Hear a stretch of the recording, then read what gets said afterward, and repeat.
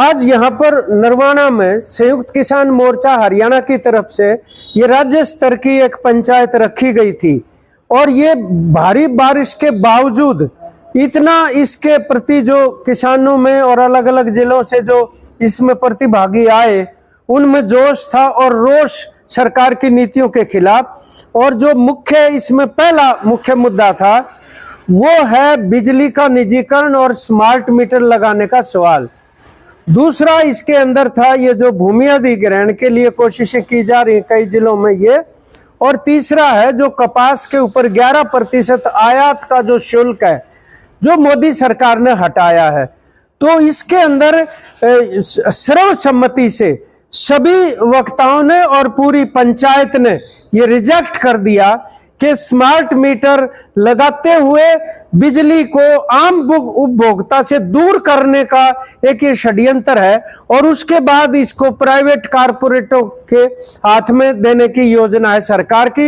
ये हम रिजेक्ट करते हैं, इसको मंजूर नहीं करते और स्मार्ट मीटर किसी भी गांव में नहीं लगने दिए जाएंगे, ये निर्णय स्पष्ट तौर पर हुआ है। नंबर 2, जो कपास के ऊपर आयात शुल्क था 11%, उसको जो 19 अगस्त को एक नोटिस जारी करके मोदी सरकार ने हटाया है, उसका नतीजा ये होगा कि हमारे जो किसान उत्पादक हैं, देश में तो 60 लाख है, 12-13 प्रांतों में कपास बोई जाती है और कपास उत्पादक पहले से ही बहुत ज्यादा भयंकर संकट में है।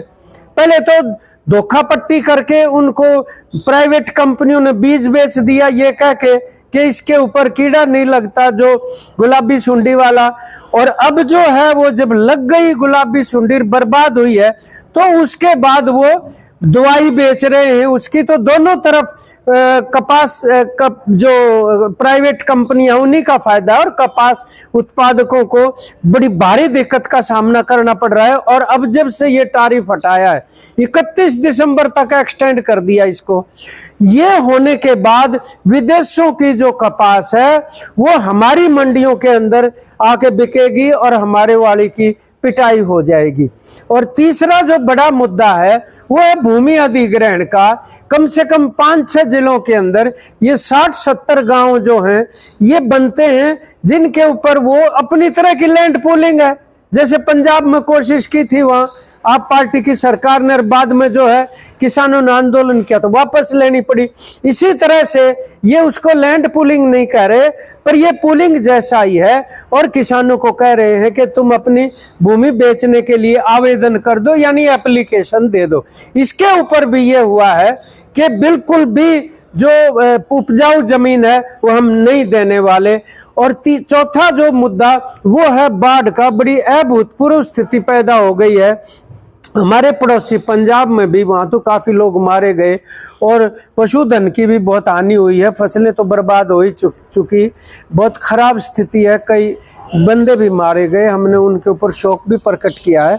और हरियाणा के अंदर भी ये बढ़ ही रहा है बाढ़ का जो प्रकोप है, तो यहाँ भी फसलों की बड़ी भारी हानि है।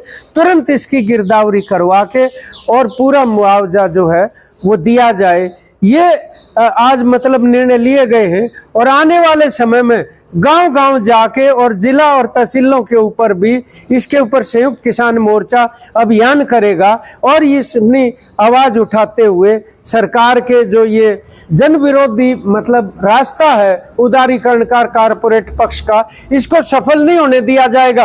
एक तरफ से तो मोदी 15 अगस्त को कह रहे थे चाहे कोई भी कीमत मुझे चुकानी पड़े लेकिन किसान के हितों के साथ समझौता नहीं करेंगे, और 4 दिन के बाद ही ये कपास का जो टैरिफ उन्होंने हटा दिया। और इससे पहले जो बातचीत चल रही थी अमेरिका उस पर दबाव डालना चाहता है, उनका सेब, उन्हीं की कपास, उन्हीं के डेयरी जो उत्पाद है वो और पोल्ट्री वगैरह वो भारत की मंडियों के अंदर आंट देना चाहते हैं यहाँ पे लाके, इसलिए वो तमाम चीजों के आयात शुल्क हटवाना चाहते हैं। हम ये चेतावनी देते हैं मोदी सरकार को कि वो ऐसा निश्चित तौर पर स्वीकार नहीं किया जाएगा कोई भी कदम। और हम ये चाहते हैं कि जो हमारे विकासशील देश हैं उनकी एकता होनी चाहिए आपस में, और व्यापार के लिए नए गठबंधन इस प्रकार के बनाए जाने जरूरी। धन्यवाद। मैं इंद्रजीत सिंह, वाइस प्रेसिडेंट अखिल भारतीय किसान सभा।